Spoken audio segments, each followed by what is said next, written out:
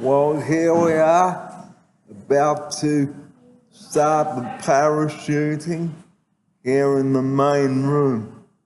And it's Friday afternoon, 1:45 here in St. Ives. Chad, and good afternoon. Barry here with you on the last day of winter. Thank goodness for that.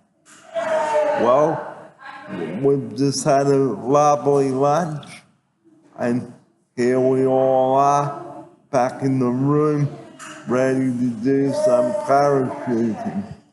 And then we have relaxation and massage to conclude the day. Well, this morning we did some warm-up and exercise, and as I said this morning on the show, use it or lose it, or move it or lose it, I should say. It is very important to exercise, otherwise we will get very stiff. And I can tell you, I don't want to be stiff there. So anyway, we're just having some fun with the parachute now before we get into the quiet stuff, the relaxation. And relaxation is a great way to end the Friday afternoon, and we've got a bit of Cleveland's Clearwater revival. Have you ever seen the rain?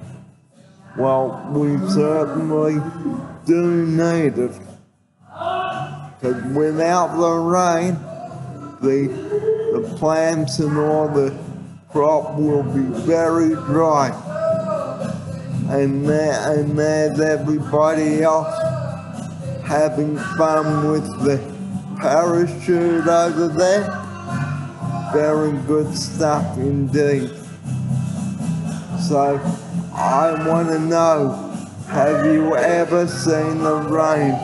Well, we certainly have not seen the rain for a while, although we did see some rain on Monday, but it was not enough to break the drought, unfortunately. So we need a lot more rain to break the drought. So we do.